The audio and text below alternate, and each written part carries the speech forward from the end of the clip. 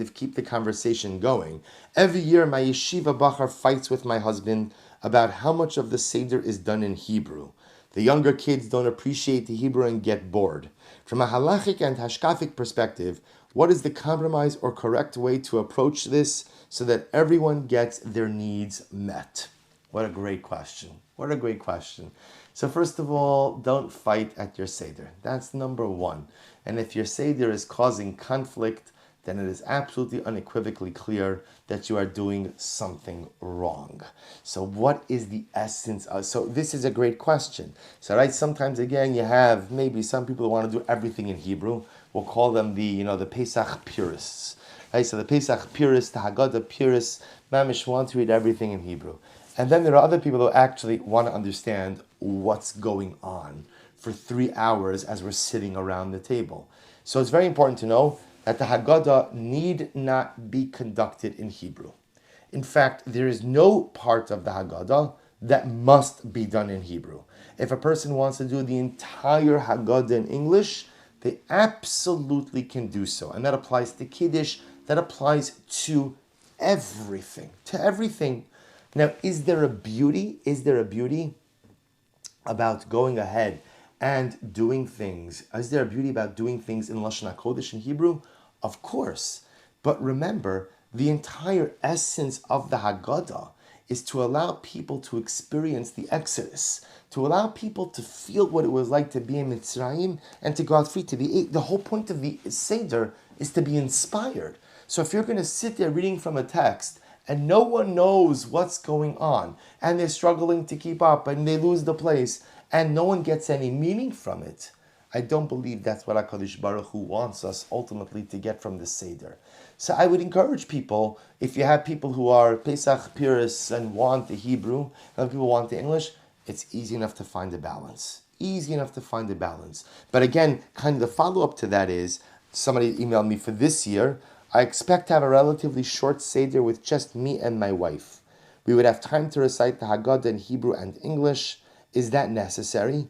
Or is Hebrew preferred for the entire recitation, or a mixture of Hebrew and English? So again, great question.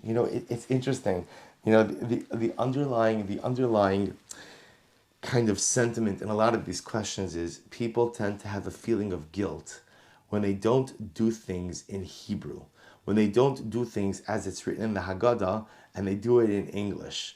And I'm here to take away your guilt.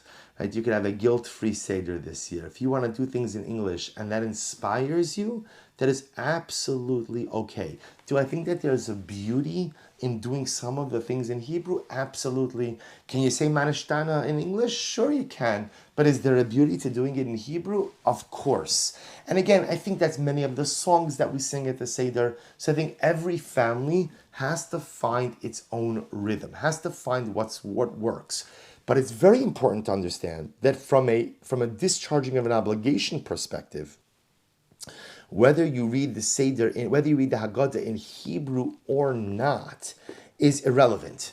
As long as you go ahead and you really cover the areas that we spoke about before, that is the essence of the Pesach Seder. That is the essence of my obligation on the Seder night. If it's more meaningful to me in Hebrew, more meaningful to me in English, I could choose the language that I use for the Pesach Seder. Exceptionally important.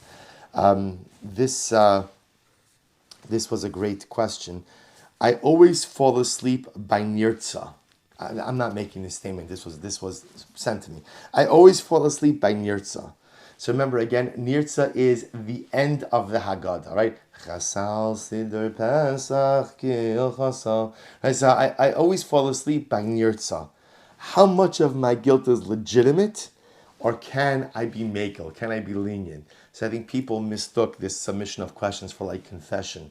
So again, somebody's feeling very guilty. They always fall asleep by nirtza. So how much of my guilt? So I would tell you, don't feel guilty. The only thing I would say is you don't have to fall asleep at the table. You can go to bed. You can go upstairs. You can go to bed. There's no need to have your head slammed down against the table and startle everyone else. Remember, once you finish the fourth cup, the Seder is effectively done. There are add-ons to the Seder. And in fact, again, Nirtza is really one of the sections of the Seder that is really an add-on, right? The Echad Meodeya, the Chagadya, all of these things are beautiful and magnificent, and each of them have such incredible and overwhelming profundity and meaning. But at the end of the day, they are really add-ons to the Seder. So if one at the end of the fourth cup says, you know what, I feel like I had a meaningful Seder, and I'm done, and they want to excuse themselves from the Seder table, I don't think one has to feel any level of guilt. There's enough stuff in Judaism that we have legitimate guilt over. Nirtzah should not be a source of guilt for anyone. Now that being said, is it a good idea to see the Seder through to an end? And this is another piece that I want to bring up. I think one of the important pieces when it comes to Seder, like most things in life, is timing. Right? Timing. And I think what happens a lot of times at Starim, and especially if one has the privilege to have children at a Seder, is the Seder is like front loaded. Right? It's very heavy. There's 27,000 Divrei Torah and Halach Ma'anya, right? Hamanashtana is asked in 17 languages, and there's a Dvar Torah for everything. So by the time you get to the meal, everybody's done. And then you realize, oh, there's a whole second part of the Seder. So remember, here's the good news. There are no surprises at the Seder. It's pretty much been the same for 2,000 years. So you know exactly what's coming. You know exactly what's going to be. You know exactly that. Oh, you mean there's more after benching? Yeah, there's more after benching. There's always been more after benching. You know, sometimes you see people like surprised. Oh, there's still 50 pages left? Yes. You spilled the same wine on those pages last year. Why are you acting surprised like you're seeing this for the first time?